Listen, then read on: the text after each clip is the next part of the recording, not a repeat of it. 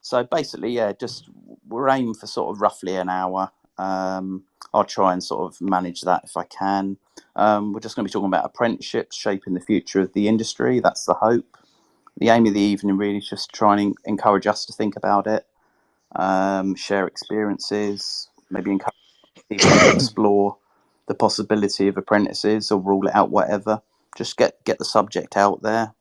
Carl, the head groundsman at Lords, recently wrote an article sort of encouraging the industry to sort of train, mentor the next generation, create, apprentices, create a sort of sustainable future within our workplaces. So yeah, that's kind of, and just some sort of a couple of stats really, just to feed things a bit. But we've got a labour shortage, many retiring. 40% of us are said to be over 50 years of age. So that'll be you. Nearly. Sorry, I didn't realise my microphone was on. You can stop there. And our apprentices can, one tier of maybe how they can fill the gap. So it's definitely worth having a chat about. There's lots of experience here, and I thought that maybe our next thing is just a little intro round, sort of just explain who you are a little bit, and we'll go from there. So does anyone want to start? Oh, I can start. There we go. I'm Brian Sandals, Turf Care blog, but my day job's with Sussex Cricket as senior groundsman at the academy ground. I'm there with an apprentice, and that's us. So anyone else want to go?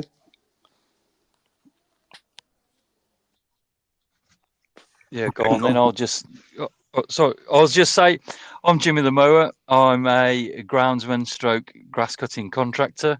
I work on community sports field pitches and public open land across the Midlands. We don't have apprentices as such, but mentor many self-employed younger people and older people as things go, as their first step into the world of contracting. Thanks, Jimmy. Who's next? I'll have a dabble. So yeah, David Roberts, been in the industry way too long, 40 years I think it is now. So started myself off as an apprentice many years ago, and gone right away through. Last full-time paid job was at Liverpool Football Club.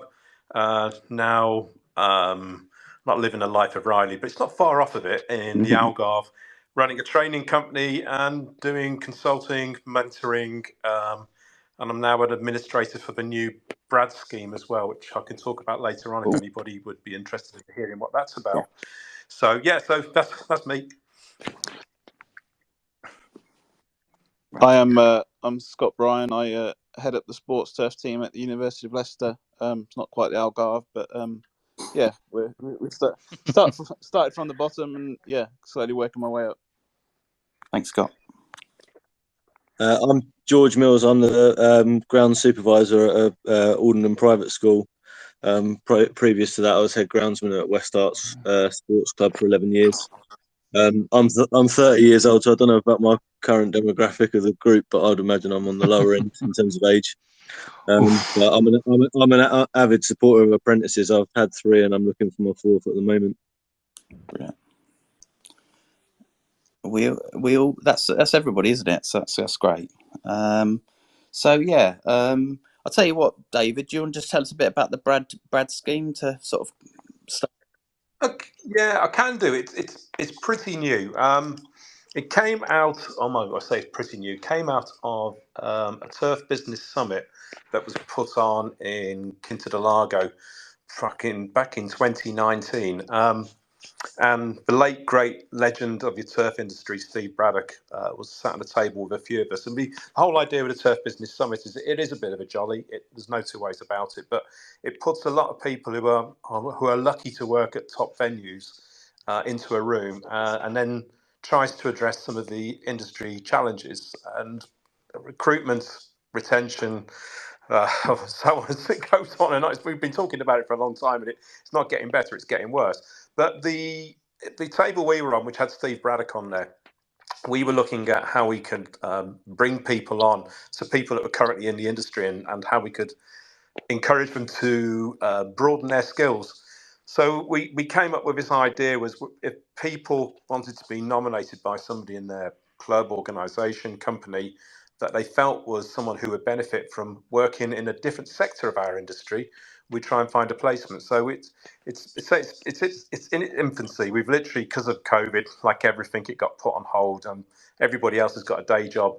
So no one could really afford to give the time to it. So Stu Kerrison worked quite hard on it behind the scenes. Andy Purser from Arsenal worked quite hard on it as well. And I've been dipping my toe in and out for a few years now, but I'm in a situation where I can do the administration. So we've just started putting it together. We've had a couple of people go on it already. We've got a couple of people from Coventry City that are looking to go to places like the Belfry, Edgbaston. So it's just give an idea of 2 to 7 days work experience. So it's not so much apprenticeship, it's more work experience. So it's probably less about where we are now, but it's something I think that would be of a real value. It's not something we can offer to everyone because we don't get that many placements. But I think it could be. If you know someone in your industry and you think this guy's brilliant, and I'm worried I might lose him because he's not got or she's not got enough. I don't know what you call it, motivation, something to keep her going, but she's keen to stay in the industry. Maybe a week working at a different venue, experience what goes on in a different side of the industry, might open a few doors, open a few eyes. Because sometimes as we all know, we work on one playing surface or several playing surfaces in one place, and we can get very blinkered and all we see are our own problems. And sometimes we think our own problems are the weight of the world. You go away to somebody else and you go, actually, I haven't got it quite that bad. Or you see something that's what's a cracking idea that is? I'll have a go at that when I get back. So it was more about just opening up the industry so we could see different sides. Brilliant. Thank you for that, David. We'll look into that. Is there any links or anything? So I'll get them off you and I can put them up.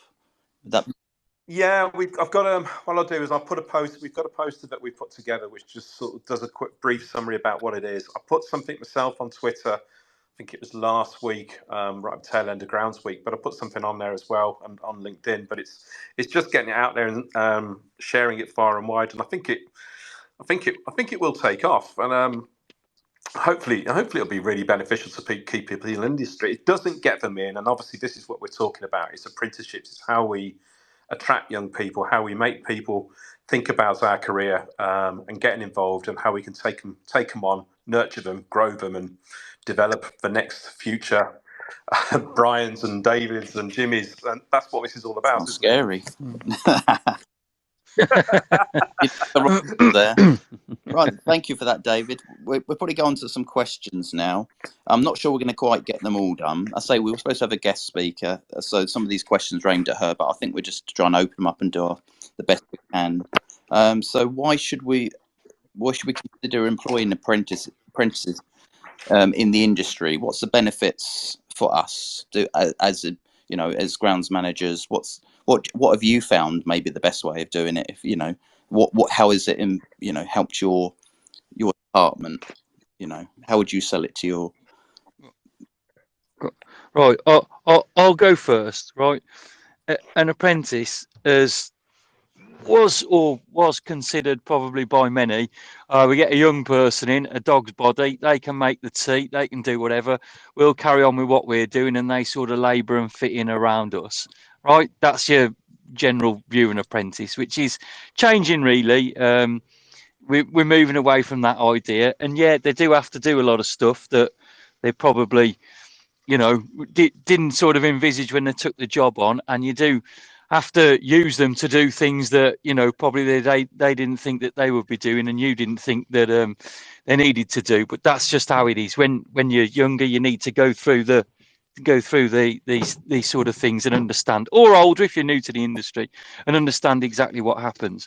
But one of the biggest advantages to me with having these apprentices and there was me passing on my knowledge of what I do and how I do it to them, and it gave me a better understanding, I think, of what I was doing myself if that makes sense, by showing it to other people. As in, I do YouTube videos, and when I do a YouTube video, you have to go through it slowly and explain to other people.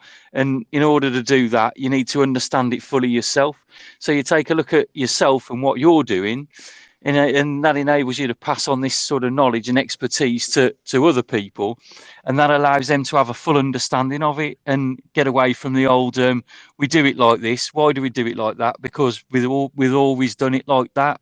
And you get away from that mentality and you start to look at what you're doing yourself and pass this on. And it's been a real game changer for us, I think, in terms of not just the work that we do out on the turf, but as an entire business, you know, and sort of remodeling the business. So that's my take on it. Anyway, there was a lot more in it for us or me as a groundsman, and for us as a business than I thought that there would be. Really. Thank you, Jim. Anyone else? Can I come in on that? I mean, so I've produced 3. All of them are still now within the industry. One actually took my old job and became head groundsman at 22 when I left. Yeah. But what I would say from my point of view, the biggest asset of it is you're essentially bringing someone completely new to the industry in a young age, and you can mould them into being the groundsman that you want to make them to be, rather than someone that might come with bad habits and things like that. Yeah. Create a new culture. That's quite create a culture. Yeah, exactly. Yeah. No, I totally agree. I think this is the key thing about apprenticeship, isn't it? It's a two-way operation. It's you're mentoring somebody, and I think, Jimmy, you hit the nail on the head. I think sometimes you look at yourself. I did train a trainer a long time ago, and the guy said to us, right, one of the things you've got to do and train a trainer is you've got to break down a subject and talk to somebody about it like they know absolutely nothing. And he said, I'll give you an example. We're tiling a wall. Right, and so tell me how to tile the wall. You're like, well, you pick up a tile, and he's going, oh, what's a tile? And you're like, what's the square thing? And there's a lot of things you do that you assume, because we do it on a daily basis, you assume that somebody that's never been in the industry before totally knows what they're talking about. And you have to strip things right back, break it right down into small segments where we talk about thatch. Anybody that's never in our industry or never come into our industry before haven't got a clue what we're talking about. So the amount of times I've had to say to someone, thatch, well, that's actually the base of a plant, the bit of the light, the living, the dead, where it meets the soil. And they go, oh, right, that's what thatch is. But you just use jargon and sayings. And I think when you do an apprenticeship, you suddenly have to break it down, and you makes you better because you look at it with a fresh set of eyes of a job you've done all your career, and you do naturally without thinking. You have to break it back down again. I remember trying to teach an apprentice how to mow a straight line, and you know when you jump on a mower and you just do it, and this poor guy, bless him, he could not get it.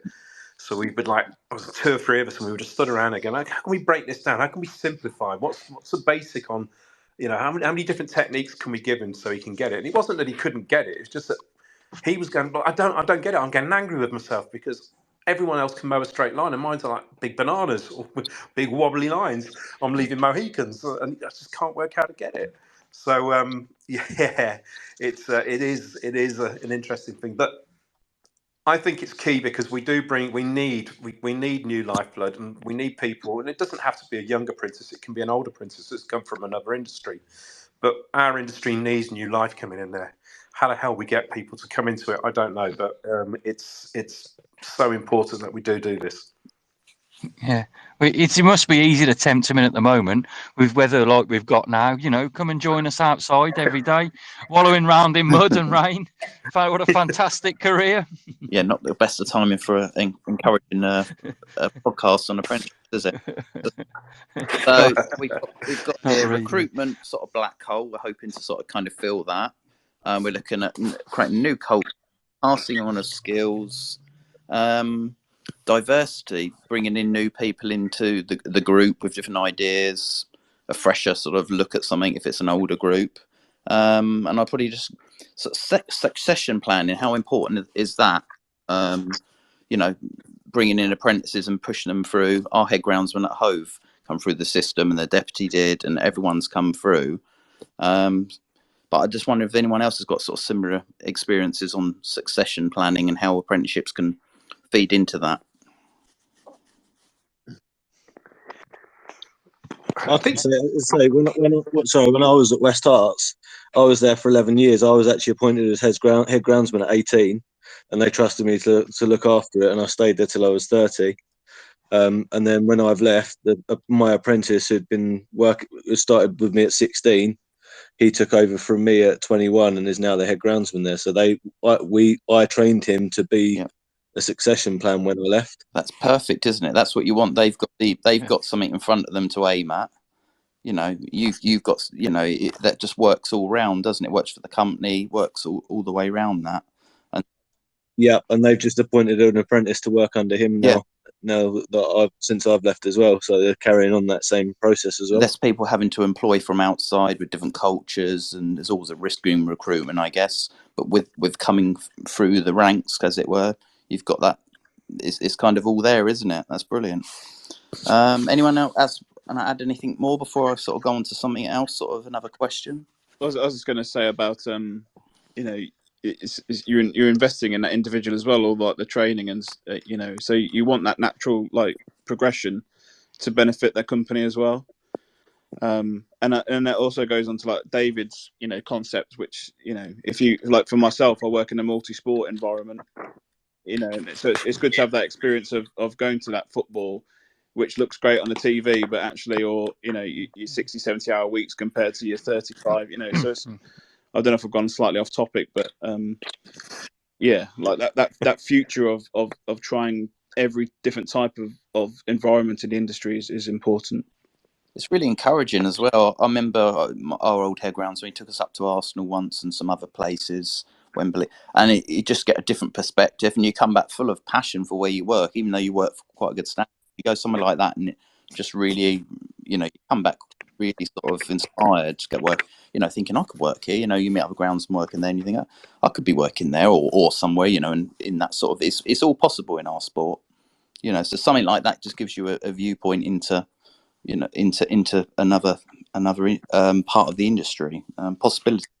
Yeah, you know. it is possible. That's the thing, and that's one of the biggest sort of selling points of a career within the industry is everything is possible. And you got youngs like groundsmen and women out there becoming like, you know, head of sports clubs and things at quite a young age, because it is possible. And if they've got an aptitude for it, not necessarily the qualifications. I know we push a lot on qualifications and stuff, but some people just have a natural sort of aptitude for these things, and they can really sort of push forward with it and bring in new ideas, absorb the culture of the club that they're at, but bring in new ideas as well and push forward. And it makes a massive difference. And really, anybody who's doing the sort of work that we can do, they can be the head of anything that they would want to be, really. All they need to do is just believe that they can and go for it, and you prove yourself. And it doesn't really matter. Well, we've seen, you know, people come from sort of non-league grounds up to Premier League ground football and rugby and things like that, and we see it happen all the time. It's just that the opportunities are there, but this needs to be sort of pushed when we're trying to recruit people. And I know one of your questions there is a recruitment black hole, and I think there is there's a huge labour shortage at the moment across the country, not just the industry, across the country.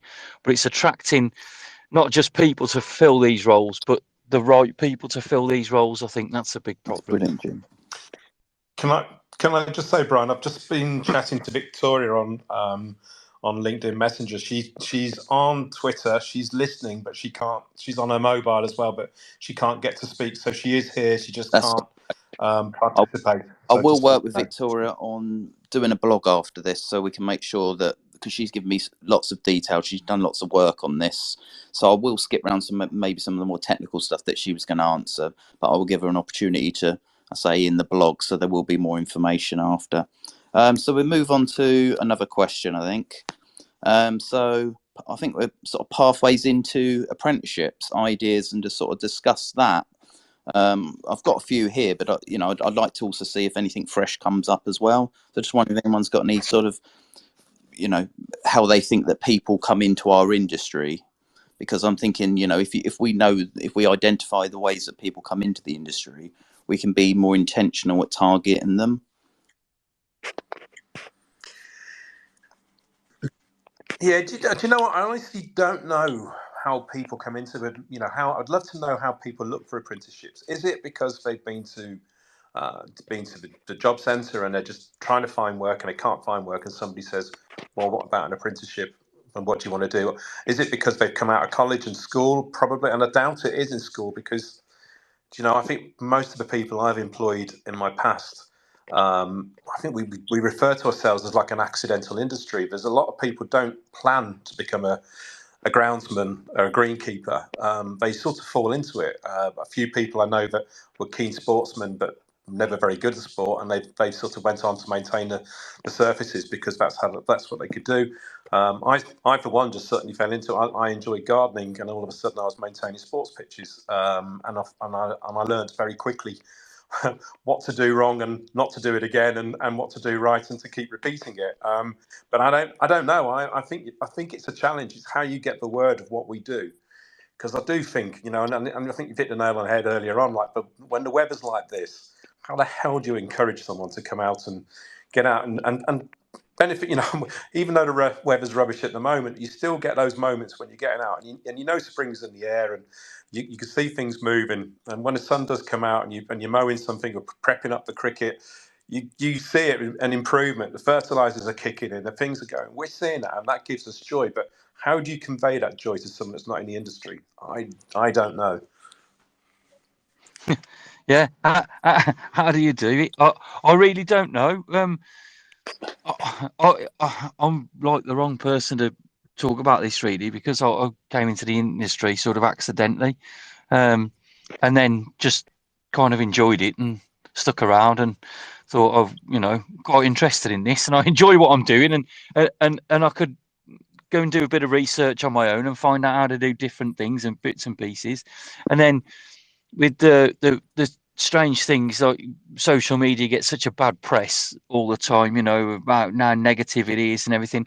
And then you look at the group that we've got going here on social media all the time. It's just so supportive of everyone from the top down and the bottom up, whichever way you look at it. People are out there and they're always giving praise and they're always helping each other out. You can go on there with a question and it's people always come to me.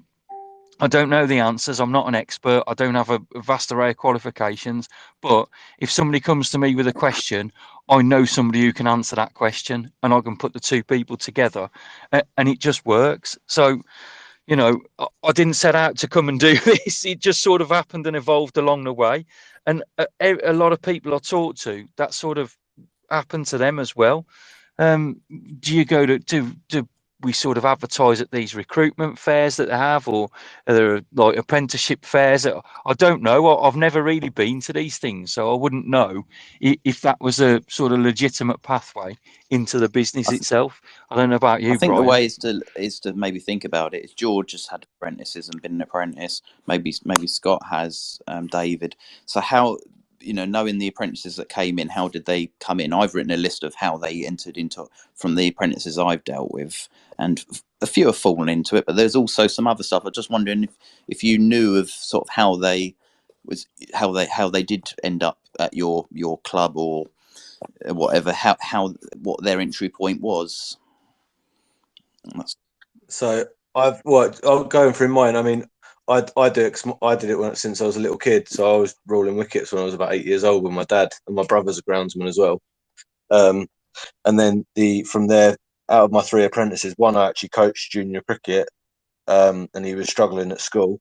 Decided to get a job, and he came and worked for me, and he's actually the one that's now taken over from me. The other two were both picked up for apprenticeship schemes. So what they do have, obviously, any of the kids that are struggling at school are now sort of pushed towards doing some form of apprenticeship.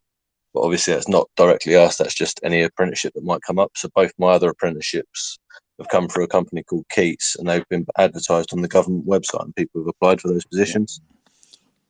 That's really good. Yeah. So clubs is one that comes up in our is a great link into our industry. We've had that at Sussex Cricket. We've had a few come through that way, and everyone other than me, I think, can actually play cricket, and they're real decent. Our staff team's amazing. So it shows you that there is that kind of thing there. You've got, I don't want to say failed sportsmen, but you've got people that not everyone can be professional sportsman, but the next best thing could be preparing the pitch, being involved in and around them players. You could be providing the pitch that Messi plays on or whatever. I mean, that's possible, isn't it? Very much Yeah. so. We at Liverpool, we were taking on apprentices recently. We advertised directly to see if we could get apprentices, but we had Myerscough College as well, who would approach us and say, well, we've got a young person who doesn't want to do the golf greenkeeping apprentice. He's looking to do a sports turf operative apprenticeship. Would you be interested in taking them? So we've been lucky. When you're at the top venues, it's a bit of an easier draw because, like you said, people go, "Oh, do I get to see Mo Salah?" And you're like, "Well, you might do, but you don't get to talk to him, but you might see him." But it's a bit more of a draw, and when you're at a football club, you tend to find the super fans are the ones that are applying for the apprenticeships there, and sometimes they're not the right people because we're after someone that cares about the turf and not cares about the players that are on it. Although it's a big draw to get people in there. I was going to say that could probably be very much a double-edged sword, I guess. We've had quite a few. I'll call them ball watchers, but yeah, quite a few people who will do the job or come on to do some work experience, and they'll just park themselves at the fence when the first team are out training and watch, and then try and wheedle their way around to the dressing room entrance to grab a few signatures and things, which is a real no-no because it's, for me, and I know it must be, people don't get the opportunity to be in that situation, but for a man that's looking after departments, it's unprofessional. The players are there to do the job. Their office is the football pitch, the training ground. They go out into their office, they work. They don't want people interrupting them while they're in their place of work. So we don't do that. You just wait till an opportunity. Hopefully, an opportunity comes up, but you certainly don't go looking for it. But yeah. But going completely off topic again. But yeah, it can be. The super fans aren't always. Some of them are brilliant, but some of them you try and the red flag goes up when you're recruiting. Yeah, we had one. He just wanted to be with the players all the time. You get wandering off and he thought it was his way into playing professional cricket. As I say, it didn't work for him, sadly. Well, he gave up. Usually they kind of give up because they realise it's not going to quite pan out as they thought. They thought, get connected to a professional organisation. They might see me or something, and I might talk to someone, and next thing I know, I've got a contract. But yeah, don't quite work like that, does it? No. So what? What? I was just going to say. Sorry, I was going to say. Obviously, we've got we don't class him as like an apprentice, but he's just started his level 2. He's a bit of a mature student. He was like an ex pro rugby player, so that was his sort of natural way into being a fan of sport. And I think that's how a lot of people are. You either think you're going to be a professional footballer, and then you realise you're rubbish, and then you think, oh, what's the next best thing, And then once you start, and you get past that, the salary not being very good, and raining, and it's not brilliant hours, and once you get past that and you realise it's more than grass cutting, I think that's what sold it for me. When you understand like the science side of things, and you just develop and keep learning every day. Yeah, it's the keeping the interest in it, and the sort of developing within the industry. I think a lot of people are drawn to it because they see people like me sat on a big mower and they think, "Well, that'll do for me." Sit on one of those driving up and down in the sunshine all day, and they don't quite realise what goes on to keep those mowers running, to keep the sports fields, aerated, and nutrition going in, and whatever else that's got to happen. There's a lot more to it, and they just see a glorified photo, half a dozen people walking up and down at Wembley with brand new Dennis mowers, and that's not bad, is it? After they've watched the England game, I'd like a piece of that and come down to earth with a bit of a bump, really. But there is a lot more to it, isn't there? And that's where the interest is. If you can capture somebody, and you capture their interest, and then you can nurture that interest and grow it, and then it's so hard to walk away from it once you've got that interest and that sort of thing burning inside of you. It really is. It is captivating, and it does sort of hold you within it, as Scott will know, who tried to leave and just got drawn back. Any reply to that, Scott? Yeah. Agree. Once a turfy, always a turfy. I think that's the I think it's like what Dave is trying to set up, because at the time, I think that would have helped me, like, because I was, always looking and thinking, pardon the pun, but the grass is always green. You think, oh, I'm going to go there because it looks amazing on the telly, and you see the, lads like cutting the football pitches and around, like, just, you think that's the top of the game, but actually we're such a varied industry that, like, for me, I started out in multi-sport, and now I'm in the position I am. I'm very lucky to be in this multi-sport environment, and every job has its own hardships, and it's never plain sailing for any job. But yeah, it's just, I think you're either in it or you're not, and once you get past that salary and the difficulties, you have your good days and bad days like any job. But well, I love it now. So Brilliant, Scott. What I've got here then, so it could be a career change for people in the mid-20s. I don't know what is there like an age limit. I guess finances sort of kick in after that. We got passion through clubs. A lot of people fall into the industry. I think clubs, coaching, that kind of thing. So when we're recruiting, obviously it's going to be local for an apprentice as well. No one's going to be travelling too far on salary. So there's sort of things that maybe we could be a bit more intentional, maybe when we're recruiting, and thinking, just having a think of how the team that we've got have come through, and that might be the next avenue, and maybe other, there's other avenues, but clubs sound quite a good one. So I thought I'd just go on to another question now. So when we're interviewing apprentices, there's a few here that should have some experience of this. What are the kind of things we should be sort of looking for in them? What's the sort of, they sit in front of you, what are the kind of things you're looking for? Probably quite simple, but I just thought it's not a bad question to ask. Do you know what? I think one of the things that always impresses me and the guys I've worked with when we've sat interviewing people is when they ask questions, in the interview, and they're like, when somebody says to us, like, oh, how do you get the pitches looking so green? And you're like, that's the kind of curiosity I can work with, because that's in an interview situation, and there's no cockiness. They genuinely don't understand what we do, and they're keen to find out. And you go, that's the kind of person I can work with, because you're asking the questions, and I know I can work with you and do that work with you. Whereas some people, I'm going to say standoffish. They could be nervous, and I know that's probably a bit unfair on them. Interviews are horrible because it's a snapshot. You've got someone, you're making a decision on their career for them, and they've got one shot to make an impression on you, and sometimes it just doesn't work for them, and sometimes we can judge too quickly because we only see that 5, 10, 15, 30 minutes of that person, and then make a decision they're not the right person for us, and yet they could be absolutely brilliant.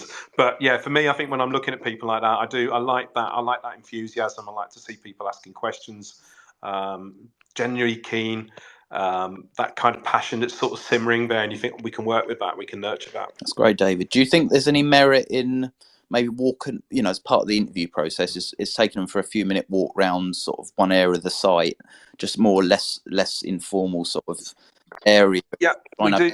We try and do. So if it goes through to like a second interview stage, we would try and do that on a second interview stage. So if we're interviewing 30, 40 people, an hour's walk around the site, unfortunately, is just not doable. But if we're getting down to the, I don't know, final 5 or 3 people, then we would try and do that. And it's walking people over, and you're walking people over problems that and you're not necessarily expecting them to spot them. But if you're walking over a pitch, an area that's a goal mouth, that's bare, and you might just sort of prompt them, so what do you think's wrong with this? And they go, well, I don't know, there's no grass on it. Any ideas why? And you're like, is it because the goalkeeper's worn it away? Is it compaction? And you're like, yeah, there you go. And and all of a sudden your ears perk up, because you think, if this guy's thinking on his feet here, and you put him in a horrible situation, and you're not asking a direct question, you're just prompting a response, and they're coming out with something, like something's bit off colour. Well, what do you think wrong with that? I don't really know, but and it might drop a few things. Do you think do you think it could be irrigation? Could be, is it just wrong species of grass? Could it be around to fertilizers? And oh yeah, it could be fertilizer. And you're like, oh, there you go. But yeah, you're right. I think on the walk around, you can gain an awful lot more, and especially at a football ground, because if you've got the first team on one pitch or the under 23s on another pitch, and this guy's eyes are like all over the place looking at the players and not looking at the grass, you're going, yeah, okay, this could be a problem here. So yeah, we the radar goes up a little bit, but yeah, so yeah, walk arounds The are good. enthusiasm for the industry, really, seeing the spark, seeing that they're there for the right reason, they've been sent. Yeah, it's an inquiring mind. I think that for me is like a big one for me. Anyone else? My favourite little trick when I've taken sort of people around when I'm looking for apprentices, I'll deliberately just take them for a quick walk around the field, and I'll deliberately walk past a few bits of litter and see if they pick them up. That's always my favourite one. All three people I've employed so far have picked up the rubbish as we've been walking around. That enthusiasm, that's the sort of thing I'd probably end up doing, picking it up. That's good. Yeah. Anyone else? I've got a few on the list here. Which Yeah, well, we're in a fortunate position, whereas we have people come along and they're like after work or want to learn or whatever it is, and we can take them out for 1 or 2 days maybe, so they can get a feel for it. And some people come across quite well in an interview, and they can charm the birds from the trees, and you think, oh yeah, this will do, and they get there, and 2 hours in, they're like, right, when can I go? You're like, right, okay, fair enough. It's a bit strange for us. It's a bit doing the commercial stuff that we do, and the grounds. We're very full on, sort of from now until end of October, really, and we need to recruit people out of season, because when we hit the season, we're out there and we have to be doing stuff all the time, all day, every day, regardless of the weather. There's something to be done, and it's very hard for somebody to come into a business and to sort of slot into something that's running at full speed. Whereas if we can recruit them sort of January time, they're sort of at a slow sort of introduction to things, and we can cruise along and pick up the speed. And before they know it, they're up and they're doing what we do, and then they're learning sort of on the job. And after their first season, they look back and they think, wow, I never thought I'd be able to do that. I never thought I'd be able to do the things that we've done. It's so interesting. And then over the winter season, as things slow down for us, we can continue and we do the winter work, and I think that's when the learning really kicks in, and the understanding, not just to learn, the understanding. It's all right to learn something and have it written down on paper, but to be able to understand exactly what you're doing on a daily basis, and have a deep understanding of why and how. And those are also good questions to look out for. Why do you do this? How do we do this? Well, why do we do it? Why do we do it like this? Why do we use this piece of equipment and not this one? I've seen somebody else using this. Why do we use this? And it's all those questions that you need to encourage and say, well, actually, we use this because we believe it to be the best. However, I have also seen other people using these things. Let's get one and see how we get on, and try it. And it's great, and it does work, but there needs to be there. And I think sometimes, like, recruiting somebody at the moment, terrible weather, it's not really endearing to anybody, is it? Standing out in pouring rain and mud everywhere, and you're cold and you're wet and you're miserable and things aren't going your way. But likewise, May time, you're under severe pressure to get everything running as it is, and almost like sort of July, when things are drying up and we're sort of coasting then, and you can look back and think, wow, we're doing all right, we're producing some great surfaces, things are going well. And they're part of that. By then, they've had to dig in, and they've had to maybe forgo a little bit of learning for a couple of months because it's all hands on deck. And then they can look back in July and think, this is what we've achieved, this is what we've been able to do for these people. And then from then on, they have a better understanding. And as things slow down towards the winter, we can be explaining the winter work and get some real sort of knowledge building going into them. We're explaining the winter work before we do it, then we're executing the winter work, and then we're looking back at what that winter work has sort of done for the playing surfaces and or machines, if we go in that way. So it's interesting that the different styles and the different people and stage of the season that we all have. Brilliant. Thank you, Jim. So anyone else, just last one before I sort of summarize on what we should look for interviewing apprentices. I've got a few things on the list here from Victoria. There's probably many more, but anyone else want to just jump in, or we all right? Okay. Well, what else I've got on here? Say there'd be a vast list past this, but we got enthusiasm for the industry, resilience, adaptability, flexibility. That's pretty key, isn't it? Team player, sense of humour. You need it in with this weather, don't you? Willingness to achieve a qualification. That's kind of the basic, and that I suppose that doesn't always happen. Some that can be a challenge to some, because some want to do the job, they actually don't want to do the qualification. But they know the job comes with it, so most kind of pursue that and drag themselves through it, because it's more a practical job. People don't join it to do qualifications, I guess. Some people don't anyway. So I just thought I'd have a little look now. This one was really pretty for Victoria, but I just wonder if anyone else has got any sort of experience on how to employ an apprentice. So is anyone out there who've actually gone through the whole process, simply, and sort of where do you start? Someone listening to this, where do they start? Do they go to the college first? College first. The ones I've done, I've gone to the college first, and the college actually are really helpful at doing it, setting up a lot of the information for you and getting the advert out. And then we conduct the interviews and stuff in house, and it's all really straightforward, to be honest. From when I've done it. So you go to a college, tell them you're looking for an apprentice, and then I suppose you've got to make sure there's a course out there, haven't you? And how do they sort of kind of help you then? They sort of help you with understanding how the pay, the training all works, your contributions. Yeah, so I mean, the main things they're interested to know is that you can give them an environment to complete the course. Because I would go to them and say what course I'm looking for the person to do. They'd then ask me to sort of prove that we'd be able to provide the safe place for them to do their studying, be able to do their practical parts of their course, and also we have to on the ones I've done, we've had to sort of demonstrate that we will be able to give them the time to do the off the job training hours and things like that within the working day. Then we put our own job advert together, and then they and our own salary and what we sort of think's right, and then they'll advertise it, and we just sort of work together on it from there, really. Brilliant. Anyone else any experience on that? That's same, maybe different?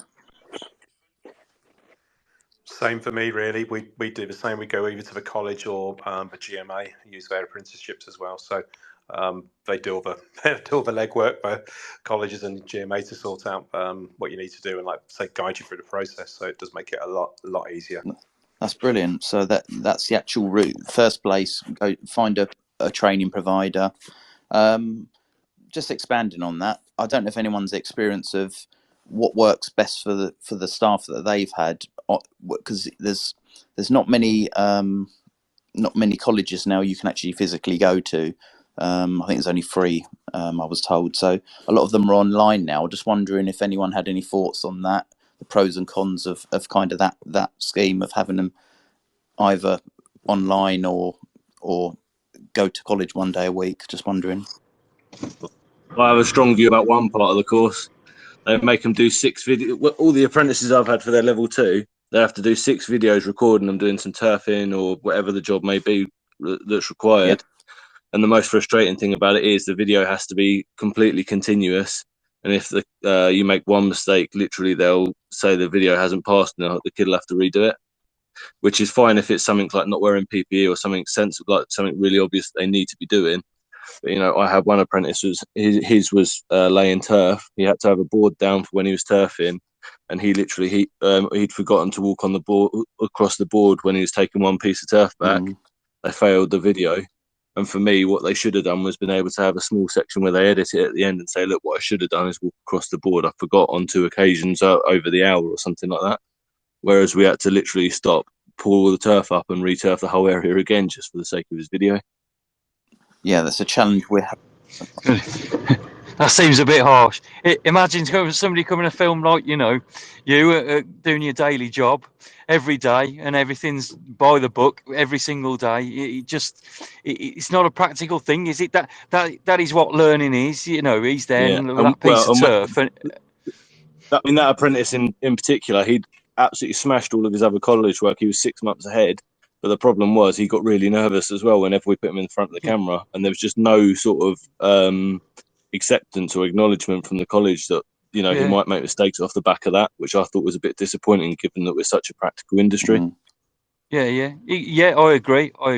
And it is nerve-wracking in front of the camera if you're not used to it, and somebody points a camera in front of you, and you've got to do it. And there's people who've been in this industry years and years and years, doing the same things day in, day out, week in, week out, month in, month out. And you put a camera in front of them and say, "Go and do it," and they go to pieces because you just do. I'm happily do what I do day in, day out, and I can do it in front of a camera. But if you assemble 10 people in front of me, that would be the end of it for me. I'd just be a shaking wreck. There's a lot of pressure there, isn't there? A lot of pressure, really. I think when you think about it as well, if you were doing a driving test, you'd be allowed some minors. So you'd be allowed a few things. So I think you're right. If you could make an explanation, and I realised that I made a couple of mistakes in it, and I know what I did, and this is what I wouldn't do next time. You'd hope there'd be some slack on that. Yeah, exactly, We're and talking about. that's I totally agree. That's exactly what I think as well. Yeah, we had, and Jason, I think Jason's on this call or he's listening, but we had, when I was at Charterhouse School, I had my deputy who's been there, he'd been there for like 50 years, I think it was. Brilliant groundsman, brilliant sportsman, good with everybody. Absolutely great. He'd show everyone what to do when he's mentoring people, things like that. But if we ever had to do a refresher on sprayer, tractor driving, anything like that, he completely froze. And yet he was he was like the most perfect man. If you want someone to demonstrate what you need to do, go and see him and he'd show you. But yeah, put him in front of somebody and say, right, now show me what you need to do for a test, and he just froze. But yeah, there you go. Yeah, that's quite a challenge, isn't it? Because from what I've been told, there's only 3 colleges that do sort of face-to-face training now. They're all online, so that may be a slight obstacle. That could become an obstacle, couldn't it? In some situations, and we are having just say the company I use Keats for my apprentices at the moment. What they do is it'll be mostly online, but once every 3 months, so someone will come out and spend a full day with the apprentice. So that's not too bad from that point of view. I'd say that's like a good balance. Yeah, I think the balance maybe need to be, because we've got the same issue, and I don't want to go into it too deep because I want to remain positive. But this has been a problem with our apprentices. So that may be something we can, we've voiced it, and we can talk to our training providers and sort of say, because everyone wants this to work.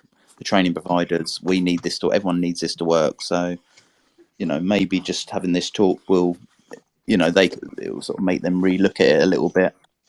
Like the minors and the major things, maybe that's in there. It seems like that must be included, but maybe it's not. So you'd think it would be. Honestly, it isn't. All of my apprentices all of them have struggled on the videos because there's certain criteria that what the examiner has to tick off and tick off and tick off. And as I say, if it's something like they're not wearing PPE or they do, walk in front of a running tractor or something that's you can understand why it's major, then obviously fine. Yeah. But for the minor stuff, I've really struggled with a couple of why he failed is, and one of them, the assessor said, I don't really know why he's failed this, but he's got to redo it again for this, this, and this. And I was like, how can that be the case? He's his assessor, I'd say. Yeah, so. We're a flexible industry, really. We do things, like you say, health and safety thing. That's a major issue, isn't it? But otherwise, we're like pretty flexible. You're laying turf, and if you're laying turf, and there's a gang of you laying turf, and you're going through it, and somebody steps up on the turf and not on the board, you'll soon pull them up. Everybody will. Whoa, we're in the middle of this job here. Come on, get with it. And it's just like, right, and you're back on track, and away you go. And that's how it is, isn't it? You do get that. It is. We're a practical industry, and there's a lot of on the job training to do, and you'll do that. And I'm pretty sure, if he's turfing, he'll probably walk over some turf, throughout his career, because you're already thinking about the next thing that you need to be doing, and not this roll of turf that's in your hand and where it's got to go and got to be done. It does happen. That's it. It doesn't matter where you are in your career. That will happen. But there you go. That's the thing, that you can't really, let that spoil it. If they're out there and they're enjoying what they're doing, and they're getting on with it, and then it's just sit them down and say, look, this has happened. It's a bit unfortunate. We'll do our best we'll do it again and get you through it, and put them at ease. Really, it's the only thing we can do, isn't it? As people who've been doing it for a long time, is just try and pass on your knowledge and personal experience of what happens. It is frustrating, and with these videos, but There, people will get them through there, it, you know. there are some changes, and I'm racking my brains now. There have been some changes to the level 2 assessments, and certainly around the endpoint assessments. I'm lucky enough to sit on the Trailblazer group for the apprenticeship. So um, we've modified recently the level 2. Well, we've had to, because IFA2, the industry, the government's body that makes sure that apprenticeships are fit for purpose. There's been some crossovers between greenkeeping and grounds, and they wanted to have a single qualification that covers both. But there was some changes on the endpoint assessments, because again, there'd been quite a bit of feedback about how people had been failing on relatively minor things, but they shouldn't have failed. I think it was like identifications and things like that. We've managed to do some changes, and I wish I could tell you what they were, but they should be Yeah. for the better. We're also, so I'm lucky enough, like I said, to the level 2. We've redone the level 3, and we're working on a level 5 apprenticeship as well, which is around a sports turf technical manager, that kind of role. So that's a new one for us. So that could be quite interesting for the industry. So to be able to do an apprenticeship at the top, at a higher level as well. That's brilliant, David. Thank you. Nice music. So I was just going oh, to yeah. say, one of my lads, he goes to college on like every sort of week, and it's the biggest issue is the consistency with it all. So sometimes there's not enough tutors, and the tutors change, so the days change, and it's not very sort of consistent, and it's hard to get his head around it. And as being a bit of an older learner, I think he struggles with that. It can be quite frustrating. Yeah, you know what? I think that's down to just like the general recruitment problem that we have. Full stop. Is recruiting tutors and stuff. It's a common problem across education at the moment, where people or pupils, regardless of their age, they aren't getting the same tutors week in, week out. And it's a bit of a strange one. I don't know how they'll solve that. It's a bit like us trying to drag people into our industry. I really don't know how they'll sort of solve that and be able to put things in place to make it a bit more consistent for people. Because when you're learning, and especially in a practical sort of based industry like we are, and you go into the education side of it, you do like to have a bit of consistency. It just sort of puts you at ease, doesn't it? I think, with knowing who you're going to be with, and what you're going to be doing, and a bit of continuity with it all. So it's a recruitment problem, countrywide for that one, I think. Brilliant. Thank you, Jim. We're sort of rounding up now on the evening. So I've had a couple of sort of ideas, but I think just sort of finish with. So if people are listening and they're considering exploring the possibility of getting apprentices, just wondering if some of you, one of you, whatever, as many as you want, just sort of maybe a couple of words on just why it's worth doing, or at least exploring. Is that something anyone's willing to sort of chip in on? I will. Yeah, I would always advocate for apprentices. Maybe I've just been lucky, but so far I've had 3. All of them have enjoyed it, stayed in the job, and carried on to do it. I think you can mold them to be what you want. You're bringing someone new into the industry. It sounds bad, but it's a low cost entry point for a business. And if that member of staff is doing a good job, you can then reward them with a higher salary, and there's added enticement from them from their point of view through that avenue as well, I think. So yeah, that for me I think is a no brainer. That's great, George. Thank you for that. Some great points there. Anyone else? I was going to say, if you're obviously a big fan of sport, you work around sport, and also it's a job where you can have an instant impact. You can look at a long field, and then all of a sudden you put some goals on there, you stripe it up, and you've got a football pitch, you've got rugby pitches, and it's that sort of, once you get past that, just understanding it's just grass cutting, and learn about like the soil sciences, the plant biology. There's a lot more to it. And then the career can take you anywhere. And that's these are the things that we, you know, as much as the challenges, we always need to be speaking about, you know, the possibilities. You know, they really are there. It happens. It's a small industry, isn't it? Say sometimes you get lucky breaks. I got a lucky break and got into Southampton Football Club and never looked back. But you have to make your own luck as well, don't you? You have to try hard. And I think I'm going slightly off topic again, but the latest Turf Care Business Summit in Turf Business Summit in Barcelona. We were looking at different problems, and one of the tables there we're looking at how do we get young people into the industry? What can we do? And we're still working on it. It's trying to get your brain around it.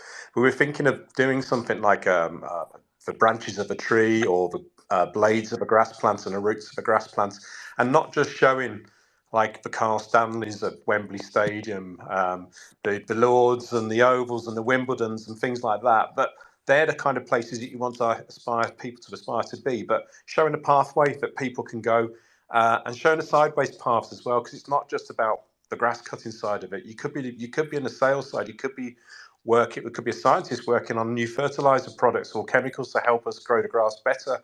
There's so many different avenues around our industry. Obviously, most of us work on the sports turf maintenance side of it, but there are so many different support avenues that go to our industry, and we thought it'd be good to show people how that worked and maybe have a poster with QRs on or a website or a link or something where people could get onto it and see, you know, scan over it and go, oh, that's interesting. Is that how you do that? And I didn't know that was involved in it.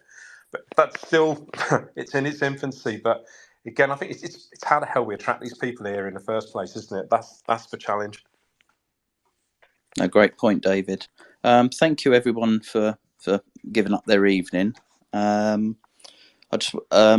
Victoria couldn't make it this evening, of Wiltshire College and University, but I say I'll be doing a blog with her.